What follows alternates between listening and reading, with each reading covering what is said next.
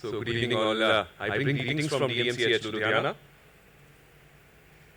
Do we all know what is this? ChatGPT has changed our world for good. I can create images like this, my OR in any style that I want. The Taj Mahal in Victor Van Gogh style. I'll be speaking on Beyond the Naked Eye, Advanced Diagnostics and Imaging in Diabetic Foot Infections. The only disclosures for this talk is that I'm a general surgeon and a tech enthusiast, and this imaging in wound care amalgamates both my passions together. My twist with wound care, I finished my MS in 2010, and I was the junior most guy in the department taking pictures of wounds. This is in fact one of the first images that I took. This is from 2011. Samsung phone image of a diabetic foot. Since then I've imaged more than 20,000 diabetic foot wounds. Diabetic foot and wound care is the most visual and passion-filled specialty of healthcare. We have results. My team, whenever they see a wound. So what are the imaging technologies that are available? These are these RGBD cameras. You have these near-infrared spectroscopic cameras, bacterial autofluorescence devices, hyperspectral imaging devices, ICG devices, those based on metabolic detection and all. So this is something that happened. We sent a paper on carbuncles, about 16 carbuncles, large carbuncles of back for publication to a journal. In my typical style of taking images, serial imaging done across for negative pressure wound therapy. The journal says, I have never seen a the comment from the journal was, I've never seen photo documentation like this before. But we are sorry to say that you did not even put a scale to your wounds to measure sizes. So I got in touch with this US-based company called eCare. So they have an iPad with 3D sensors, and you could measure length, breadth, and depth of wounds. So since then we started photo documentation. This is a diabetic foot conference I just showed an open wound photograph. So this is an open abdomen. So one application of VAC, we were able to measure the area and document progress of a wound. Again, for this venous ulcer, we could document, and we have serial tracking of all our wounds. Then we started using autofluorescence imaging. This is by a company called Avio Diagnostics. Their device Illuminate and now Illuminate Bio can track bioburden in wounds. They've got another camera, which is a snapshot NIR, which captures oxygen saturation in the wound. So just in the interest of time, I'm not going into the science of it.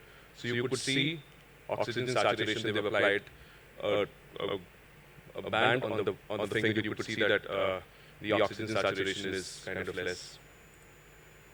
No prevalence, as I was told.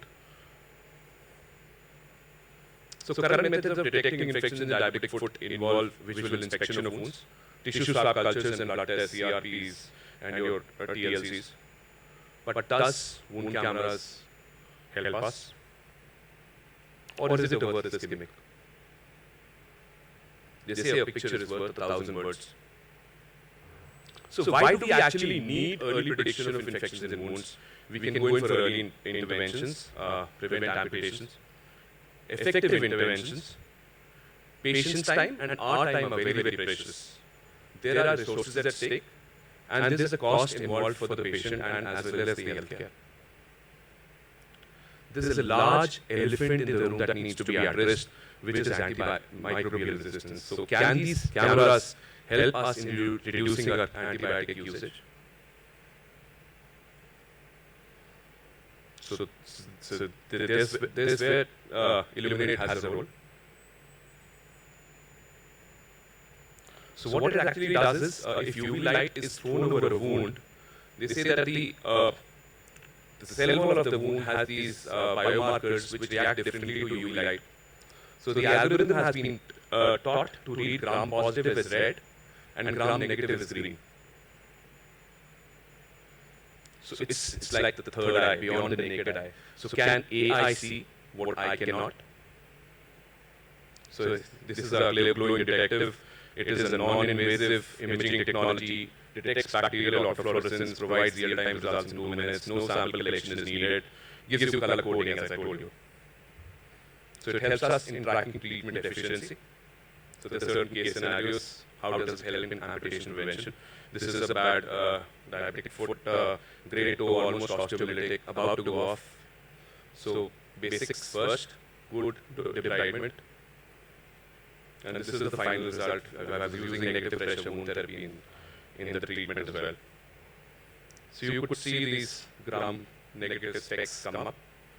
So we were taking cultures of these wounds, I think this was E. coli. And we were able to track progress of this wound through its treatment. So as I told you, can AI see what we cannot? So this is an interesting case. Again, diabetic foot, bad foot. So came to a clinic. Usually these tendons sometimes give us this gram negative flare. But what was interesting is that if you could see that red infection that I was missing.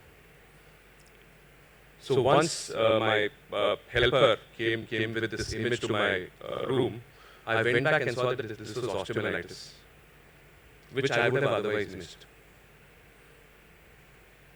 So again, this lady was very sick, CLD, CKD, very bad. Debridement was done under local anesthesia.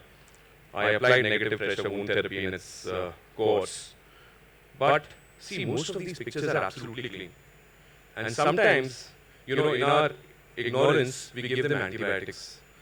So I could, judge and decide that this patient did not need antibiotics, even if negative pressure wound therapy was being applied to the patient.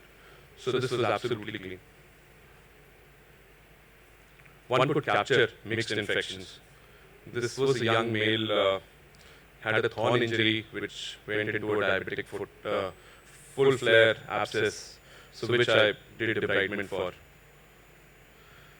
In the course of its treatment, we were using this wound camera. You could see gram negative and gram positive, and cultures were suggestive of Acinetobacter and Staph aureus. Again, with the use of negative pressure wound therapy, we were able to close the wound.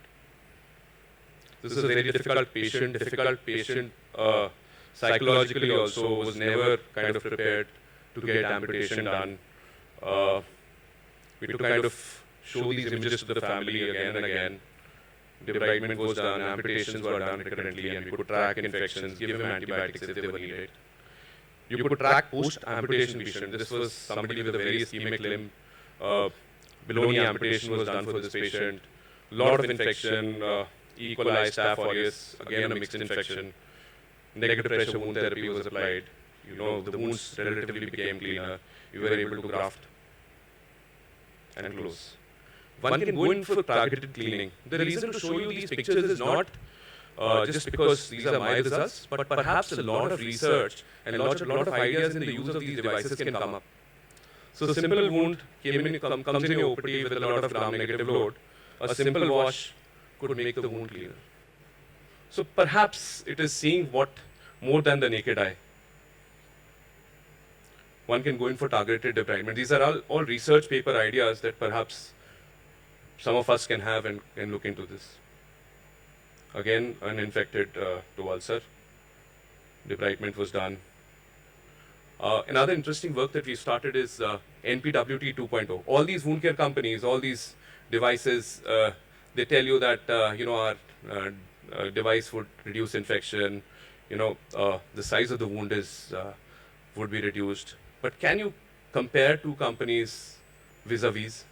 So perhaps that's where I thought of NPWT 2.0 as a concept to compare linear measurements as well as autofluorescence decrease across single use of negative pressure wound therapy. So with serial applications, you can see this fluorescence go off in the size, get reduced. So one could decide about timely surgical decisions in difficult cases again. There's a lady with a simple toe ulcer. So eventually you can see infections come and go. So this is gram-negative infection. So one can be happy that the fluorescence is going off. You can see a layer of biofilm come in. So suddenly she had a flare of infection when I realized there's an infection on the sole also. So I had to debride further. So more autofluorescence, more infections. Again, serial debridements were done. Eventually, vac was applied and the wound got better with time. And the fluorescence went off. One can hit these ulcers are hard, non-healing ulcer for a long time. Uncle came in from Delhi. So again, debridement was done. I convinced him, showed him images that this wound is not reducing in size. I have to apply NPWT, look at grafting, convince the family, and eventually, I had this good granulation tissue, and the wound finally closed. So talking of this autofluorescence-based device, the accuracy is about 90% in predicting Gram-type infection.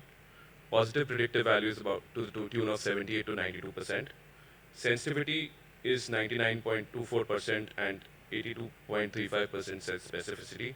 The negative predictive value is about 88 to 97%. There are limitations to this device. There are environmental requirements. You need a dark room or a hood. There's natural autofluorescence of bone, tendon, and with your AI eyes or your, if you keep looking at the images, you'll know what is what. If there's betadine used, you will have interference. There are detection limitations. Currently detects gram type, but not specific species. So it can help you with rapid detection, accurate classification, non-invasive diagnostics, and it has transformational potential in your practice. Just wanted to share that we've been able to image about 5,383 images of 702 patients because there's a lot of serial tracking involved. Take-home messages, AI-powered imaging provides immediate actionable information for treatment. There's superior sensitivity, there are better outcomes, and may help us in some sort of a paradigm shift in diabetic foot care. You'll be very happy to know that we've been able to collect the world's largest multispectral data without any financial implications to the patient. We did not charge any of our patients for this thing. Again, I thought I'll generate something using AI. Just an ideal world with ideal foot care, ideal use of technology, and ideal glycemic index. We might just give our patients better care. Thank you so much.